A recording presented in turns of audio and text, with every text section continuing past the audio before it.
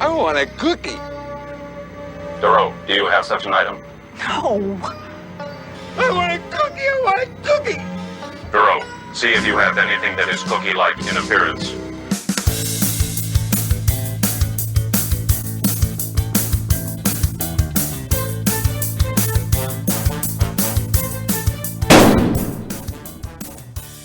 Iain, you meandering meatball.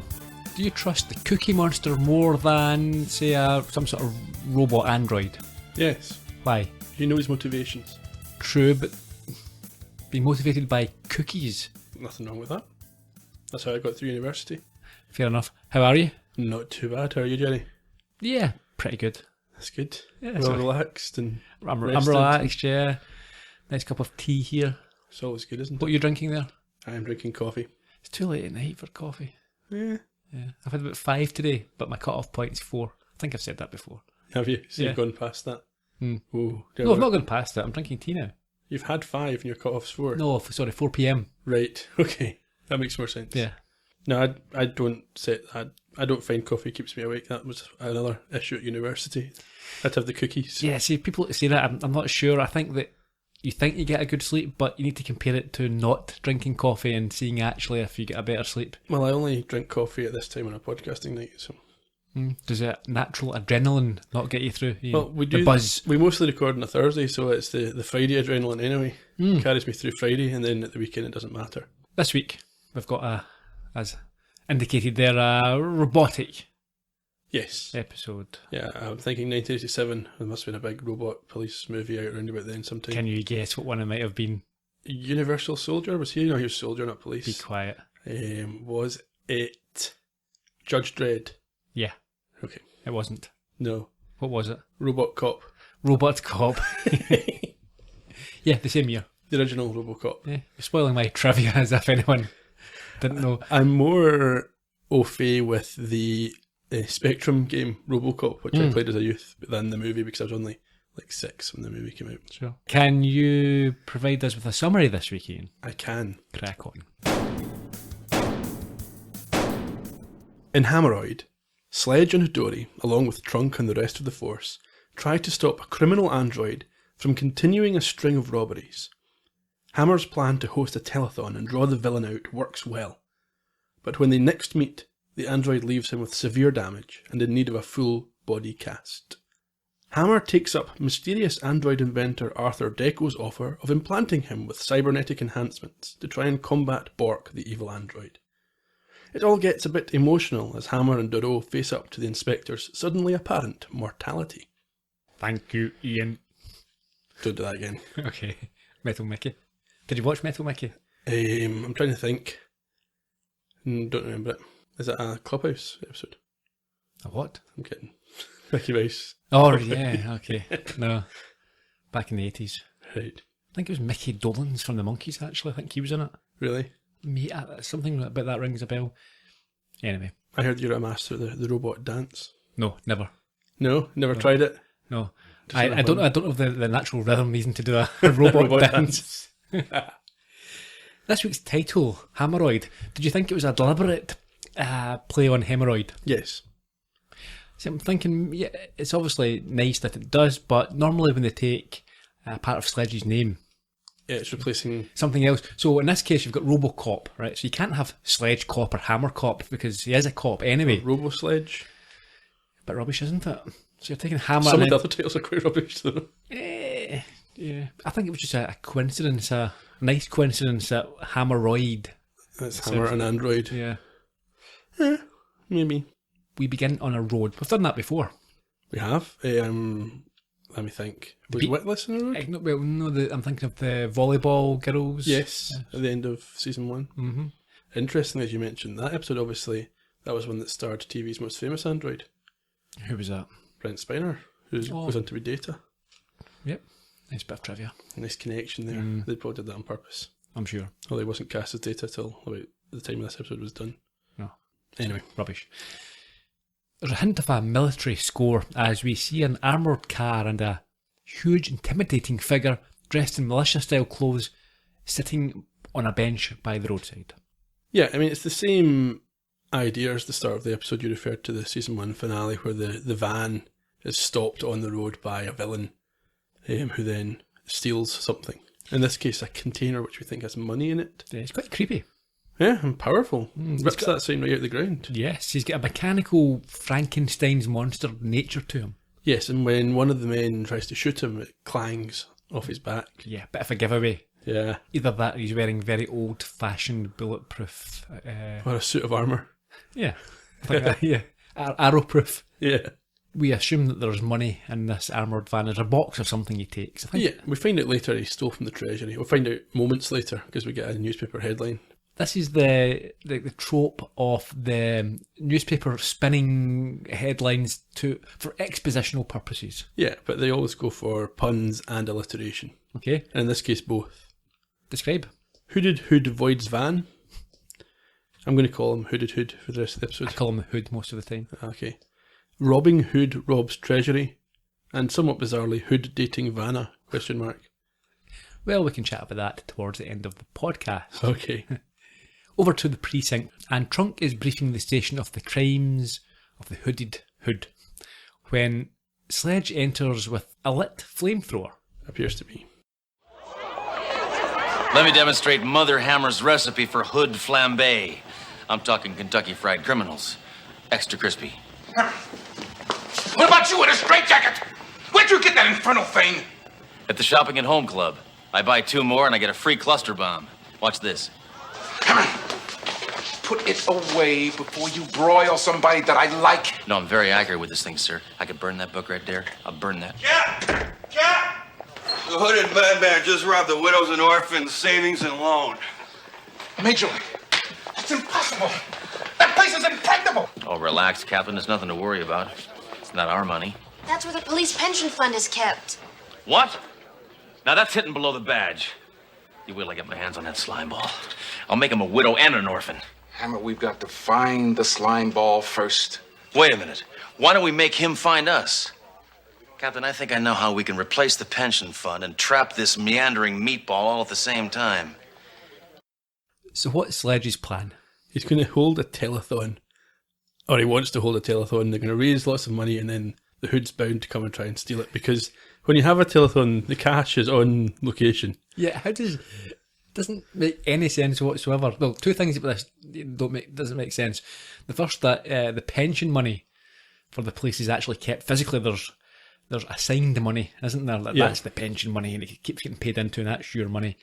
But secondly, yeah, the telethon. I mean, people surely just phone up and donate, don't they? No. Well, I was thinking about this. This is back in the day when I was a kid, the early telethons. Mm-hmm. It was the days before debit cards. So you phoned up and pledged, and you had to go into your bank later, like the next day, and actually make the donation that you'd pledged. So it was on trust. There wasn't even any guarantee they were getting the money they said they were getting. Yeah, I wonder what percentage of these pledges actually, if at the end of the day they said we've raised £1 million, dollars, whatever, I wonder what the actual figure would have been back then. They must have known beforehand, you know what, we only ever get X%, yeah. Yeah, I'd say about 40%, 50%. It baffled me for years as a child. Like, how are they getting this money? What's happening here? Yeah. And then obviously, when I got older, I figured it out. Sure. Do you know who the most famous telethon personality in the States is? No. Jerry Lewis. Okay. In any case, Sledge suggests that all they need is some dimwit to host this event, and Trunk says that over his dead body will they be having such an event. Nice segue after that, isn't it? What do we see next? It's Trunk, who turns out to be Jewish. Singing. Apparently. Or he's just, I don't know, is he? He's singing in Hebrew anyway, and finishes his song and hands over to Mayjoy, and we learn Mayjoy's first name. Which is? Fletcher. I don't think we've heard that before. Don't think so. Who's going to do some mating calls of woodland beasts. Yeah, he's quite a pathetic creature, isn't he, Mayjoy? I don't like Mayjoy. I mean, I like the acting and the portrayal, but I don't like the character. Yes, that's what I'm saying, yeah. I'm sure Leslie Morris, who plays him, is a fine man. Yes. But Mayjoy is horrible. I listen to him doing animal calls. Yeah, for 10 minutes or so. Well, it depends what animals. Yeah, and what the response was. Do you know where this telethon is taking place? No. Back at the Gaddafi studio. Right. Sledge tells Dory that he believes that the Hood will show up, but they need to raise more money. It's not enticing enough, apparently. Did you get the impression that the first $280,000 was a float? and that they literally only raised that $3 that they added onto it when the women came on. Didn't think about it that way. Yeah, possible. So that's why we only got by 3 if they'd been getting hundreds of thousands before. Yeah. Suddenly, or unless the idea is, yes, they've been doing really well, but then Trunk went on and sang and they only got $3 for his song. Possibly. Either way, I quite liked it. Anyway, while Sledge is pointing out to Dory it's going to take a long time for the Hood to show up, the Hood shows up. Yeah, we got a POV. What does he do? He takes the chest of money from the middle of the stage, and at this point he's de-hooded and they realise he's an android. Oh. Sledge's gun is useless for once. Yep. He thinks he needs a can opener. And that's it. He chases him down anyway and grabs one arm as the Hood makes his exit. Mm-hmm. Traps it in a door. He does. And the Hood is able to disarm himself in order to make an escape. Yeah, and Sledge says, now I know why I hate disarmament. Yeah. And we head over to Trunk's office, where Dory has been researching possible companies that would be involved in this sophisticated development. Yeah, I didn't really listen to Trunk and Dory because I think you were supposed to be watching Hammer at the back of the screen. It's brilliant. This is one of my favourite scenes that we've had in the entire show. Okay, tell us what went on. Well, the arm's obviously still alert in some sense, and it keeps kind of tapping Sledge in the leg, and then when he goes close to it, punching him in the face and banging his head off the desk, and then trying to do thumb war with him at one point, and he ends up shooting it. Yeah, it's really just fantastic physical comedy from David Rashi. Yeah, and whoever's arm that was. Yeah, under the desk. Uncredited. Or if they were credited, it wasn't apparent to me. Yeah, that was great fun watching it. Yes. So, whilst this has been going on, Dory has provided a list of possible companies for Trunk to consider. Yeah, but Hammer shooting the arm reveals which one is the correct one. Yes, he's accidentally found a clue. There apparently is a lost and found note card attached to it. Says, if lost, return to Androids or Us. So, that's where they head over to, where no humans are allowed. Apart from Arthur Deco. Don't call him Art. Don't call him Art. That's terrible. I quite liked it. Yeah. I think it'd have been perhaps nicer if it was left more subtle and he just said his name was Arthur Deco. Yeah. And it was left to the viewer to work it out. Yeah, because his previous associate Dench refers to him as Art later on. Sure. So that would have probably been enough. He is the scientific creator of the Hood and admits to recognising the card and says that he meant to notify the cops, but he's been busy. Yeah, it all happened so fast. It's been taking weeks. Yeah, it's been all over the news. And Sledge thinks he's involved. He goes to arrest him, but is intimidated slightly when Deco stands up and is twice the height of Sledge. Yeah, that was nice. He shows him the androids that he's built that aren't rampaging and causing devastation throughout the city, and they're all about rubbish. Yeah, we get a few demos, and he then admits that with the Hood, he made a mistake. Listen, test tube brains. What about the metal maggot that left an arm for a calling card? A dream gone astray. I was not content to create mere domestic androids. No! I had to reach for immortality. I had to make Bork. The judge? No. Bork. B-O-R-C. That stands for Biologically Organic Robot Cyborg. The most highly advanced android in the universe. Bork was perfect except for one minor detail. He had no sense of right or wrong. Why does that sound familiar? Bork's flaw was capitalized on by my former associate, Malcolm Dench. Dench left this message the night he took Bork off to a life of crime. Hello, Art. By the time you hear this, Borky and I will have embarked on a series of robberies which will make me the richest and most powerful man in the world.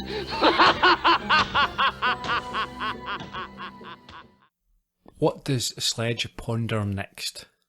He wants, having heard that Dench is wanting to become the richest and most powerful man in the world, he ponders how is he possibly going to become Bill Cosby? Yeah. We'll just leave it there, I think. Just move on. Just then, Bork returns to find a new arm. And Dory says, Bork, he's returned. Sledge is thrown across the room against a wall, pretty violently. Yeah, he appears to be dead. Well, that's how the scene ends, with Dory claiming that Sledge is, in fact, dead. We've discussed Dory's diagnosis skills in the past, haven't we? Yes, we have. They're not professional. She's not qualified to make that judgment. No. Although, when you're talking being dead or not, you don't generally have to be hugely qualified. Well, you are if it's this case, because he's not dead. In Dory's defence, he was brought back to... No, okay, let's move on, we can discuss it. Okay. We head over to the hospital where we see that Sledge is awake in bed, but he's in a bad way. His eyes are crossed and he's in a full body cast. Yeah, he's got one of those sort of casts over his head as well. He wants to go over Bork and his creator to get revenge. He's told that he can't. He's in this cast and he says, okay, give me a bazooka and a wheelchair. Yes. At this point, Deco, who's there, sends Dory away, telling her to up Hammer's insurance while it's not too late. Yes, he is not convinced that Hammer has got long to live, and she tearfully leaves to buy him a teddy from the gift shop. It's very sweet. Mm-hmm. Deco then has a proposition. Yes, he can, like I mentioned in the summary, he can rebuild him. He can turn Sledge into a droid to fight Bork, but there's a risk. If it doesn't work, he's going to die the most agonising death that any man has ever endured. Yeah, Sledge is happy with that. Yeah, he likes to take a risk. Why now, not? What I was saying earlier is perhaps he was clinically dead, and this... Maybe. Oh no, at this point there's been no android interference, hasn't there not? No. Okay, no, Dory's just an idiot. Yeah. His eyes are shut, he must be dead! It could just be like an emotional overreaction because she's invested in the situation. Back to Trunk's office. Remarkable scenes here. Okay, chat me through them. Well, Trunk is so upset he wishes Hammer would walk back into his office. I think that's the first time I've heard that. Absolutely it is.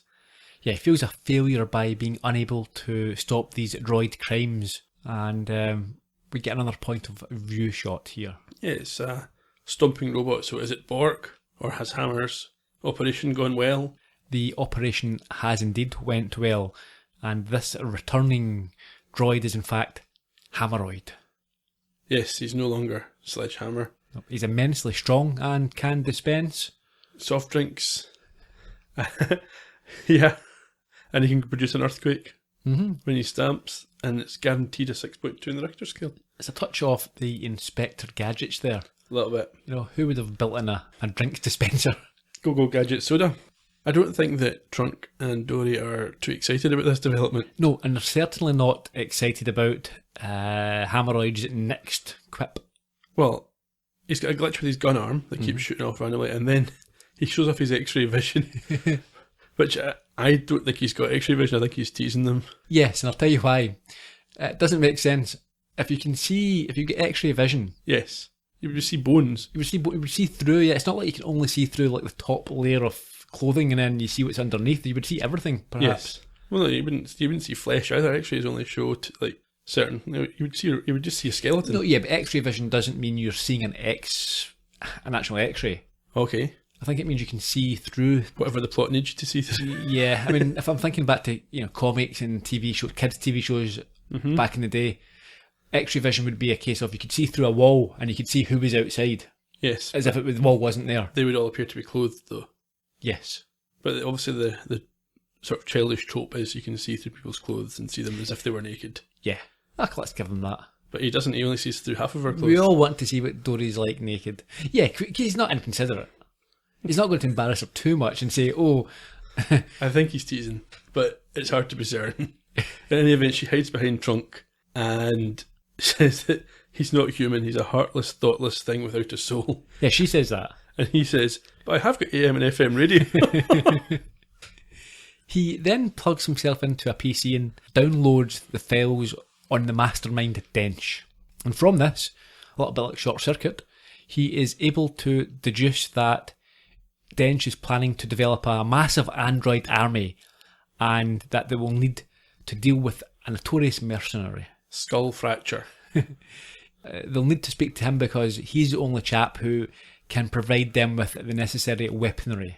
Fortunately, Hammer's new setup has got another ability that helps him make that happen. What's that? He can simulate people's voices. A little bit like the Terminator. Yeah, so he speaks exactly like Armin Shimmerman and sets up a meeting with Skullfracture. He does. He orders a meeting. He does, and then laughs maniacally. All of the best bad guys do it. They do. So this meeting's taking place at a warehouse, and Fracture arrives to find Dory and is quickly subdued by Hammeroid. Did you like what he said? Which part? Well, what Hammeroid said says, trust him, he is cognizant of what he is doing. Yes, I like that. I'm not sure about this technique that he uses on Skullfracture. Why not? Where's that come from? It's like, I've built your robot, you can change people's minds. Go gadget regression. So he does. He regresses Fracture's mind to the age of 3, apparently. And Dory, as we heard at the top of the podcast, has to give him a cookie now, or a cookie substitute. Now, you've had a 3-year-old in your house more recently than I have. Do you think a 3-year-old would be able to tell you where a bad guy was hiding out, even if they knew? No, but he's still got the knowledge of a 3-year-old mentality. A 3-year-old mentality, yes, but with the knowledge of whatever That's knowledge. Convenient. Yeah. Yeah. Well, it's not bringing him back in time. He's making him act like a 3-year-old, but he still knows things. Anyway, we heard at the top of the show, he gets Skullfracture to start demanding cookies, and Dory feeds him a sponge out of her makeup. Yeah. Which he eats and says it tastes coconutty. Yeah, that's true. Before he reveals that Dench is hiding out at Deco's lab. It's the last place people would think. We had that exact plot twist in Desperately Seeking Dory. Mm-hmm. Just then, Hammeroid malfunctions, but is saved just in time by Deco, who turns up. Well, I'm not sure if he's saved. Deco turned up and says he needs to have the equipment removed immediately, and Hammer refuses. Yeah, but he uses jump leads to... Okay, he got him going. Yeah. Okay. Before he heads over to Deco's lab for the final confrontation. So before Hammeroid arrives, we hear Dench explaining his plan to Bork, and Fracture arrives with some bad news. Excellent, Borky. Soon my first battalion of terror androids will be complete, and the world will be mine. Right. I love you. Not now. Work. It's time to pack up and haul burrow. Some crazy half-android cop knows you're here. Let him come. We're ready, aren't we, Borky? I love you. I honestly love you. Not now. Now I want you in a fighting mode. Kill, kill, kill, kill.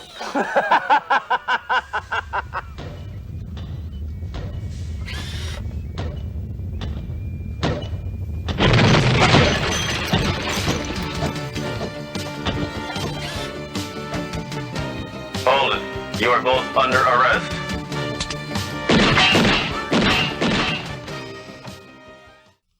There's an interesting exchange now. First of all, Hammeroid calls him Stench, which upsets him. Yeah. And then Bork gets a bit confused as to who he should be paying attention to. Yeah, well, let's take a step back to the clip there. Did you not find some of the chat a little bit disturbing? Well, clearly Dench has programmed Bork to be his... Sex robot. Friend? Sex robot. Okay. He had a setting... Because, what is it? He said, I love you. Oh, not just now. It wasn't, oh, what do you mean? Where did that come from? It's like, nope, this is not the time when we were meant to... I love that line though. I honestly love you. Like, I'm not just saying it. It reminded me of Polly in Rocky 4. I can't remember. That's the one by Ivan Drago. Yeah. Rocky gets Polly a robot as a companion. And at the start, it opens up, it's a male robot, a male voice, and opens up beer and things like that. Yeah. And then later on, it's got a female voice, quite seductively talking to Polly. So he's obviously programmed this to be female, and Polly is a creepy wee guy, and that USB port or whatever it would have been back then needs a cleaning out, I would have thought. Do you not have an assistant on your phone that speaks to you? I do. What voice have you gone for? It's the standard Google Now, Google on tap. People with iOS devices, you get a choice of gender and accent. So what's yours? Female Australian. Dirty boy. Just tells me the weather. Jeez. Why female? I don't know, I find it quite annoying with the male voice. It's like, okay, fine. I don't care. I'm not interested in what you do with your phone. Let's move on. You did ask.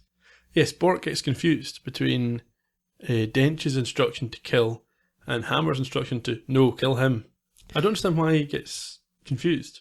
Hammer says something, doesn't he? Hammeroid does. Well, Hammeroid's, I suppose, an android, so maybe there's an affinity there with another android. Could be. It's not really clear, I don't think. No. Unless I missed something. Why Bork doesn't just do... Unless Bork's feeling rejected. Well, Hammeroid states that Dench and Bork suffered from... human emotions. Yeah.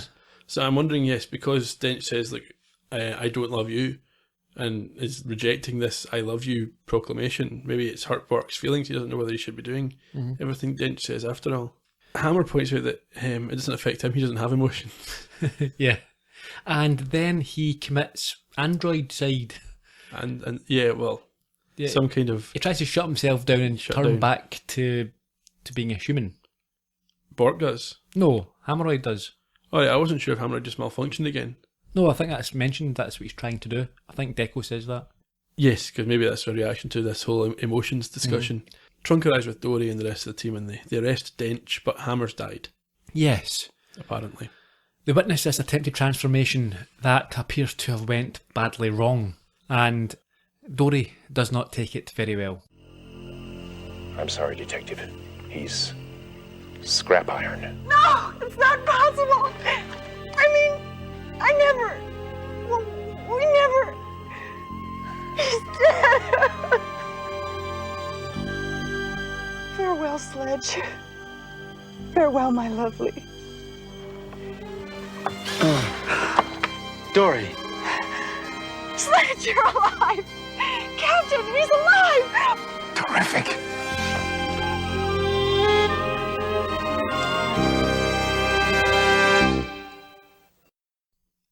Wow.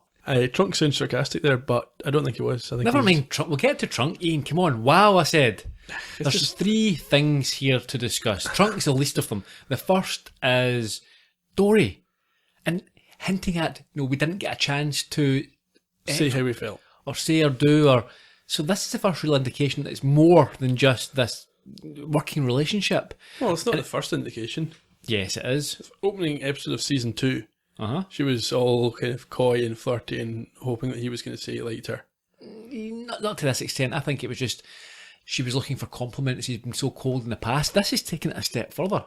Okay. This really is a proactive admission that she desired more. Maybe. And then you obviously have the response, which we didn't, we couldn't hear on the audio there, but Hammer grabs her and kisses her, and the two of them kiss passionately for a good few seconds. It's just the emotions of the moment, isn't Not it? at all. Nope. Ian, if you were in a bad way and I came over and I thought you were dead, then suddenly I realised that you weren't dead, that wouldn't be happening. That's true. I don't care what the emotions are. That's true, but yeah. I don't know. I don't think maybe they're thinking clearly. Like I say, there's plenty of times where that happens and kissing is not the natural reaction. No, we'll see what happens. Well, and then as you'd mentioned, Trunk seemed genuinely delighted. Yeah, I mean, in the audio, he sounds a bit sarcastic, but if you're watching the episode, he's clearly delighted that Hammer's alive. But we knew that anyway. We knew that Trunk did have real feelings for him. But though that was wow, two of them kissing. I suppose that was maybe trailed the week ahead of this episode. Could have been. Certainly changes things. Well, don't mention it. So let's move on. So we go back to Trunk's office for the epilogue, but there's no mention of it. No. There's no explanation. Just the reset. Yes. What happens here? Deco's there. He explains that he was able to change the armour to become a super healing body cast. Which is not what it was designed for, but hey. And Hammer's fine, and he's well, and Trunk points out that that's relative when it comes to Hammer. Uh-huh. Hammer looks a bit shifty, and he's trying to leave. And Dory pins him down, so what's going on? He's still got the robo arm on with the gun. I don't know if that's better than just shooting his gun with his own hand. Yeah, because he doesn't have much control over it. He fires a few shots into the ceiling. Yeah, I don't know why that's better. Yeah, I think it's just a big, powerful hand gun, isn't it? Yeah, that's the type of thing that Sledge would enjoy. Yeah. And he says, I'm only human. Nice way to end it. Yeah. And that's where the episode does, in fact, end. I thoroughly enjoyed this. That was a good one. Yeah. And I think especially if you had been watching it around the time of RoboCop. Yeah, was RoboCop just a couple of months ahead of this, or was it? Yeah. Yeah. RoboCop would have been earlier in the year. I mean, this was, well, we'll get to the trivia. This is towards the end of the year, so RoboCop would have been probably the big sort of summer blockbuster. Yeah. So it'd be fresh in everyone's mind. Everyone would be Robo-Android crazy at this point. So what do you think does it better, this or RoboCop? Oh, this, without a doubt. This or the new RoboCop? Oh, this, without a doubt. Did anyone even watch the new RoboCop? I think I've watched the first two. I don't think I've seen the third, and I'm not even sure if there is a fourth, and I've not watched... Well, I'll tell a lie. I think I've watched a few moments of the TV show. Well, the remake from 2014. Yeah, no. Yeah. No, I've not watched that. No. Why would I want to watch that? Well, exactly, that's what I'm saying. Did anyone watch it? Some people. You sure? Big RoboCop fans would have, and then dismissed it. Yeah, because it's terrible compared to the... Yeah, I've never met anyone that's admitted to watching that. Some trivia. Sure. November the 26th, 1987 was the original air date. Gary Walkow, director. This is the second of three. Ron Friedman was the writer, born in 1932. He has written for a number of TV shows, including Iron Man, Bionic 6, Action Force, The Fall Guy, G.I. Joe, Fantasy Island, Starsky and Hutch, Happy Days, The Odd Couple, The Partridge Family, and The Andy Griffith Show. Richard Moll played Dr. Arthur Deco, born in 1943. He is 6'8" tall.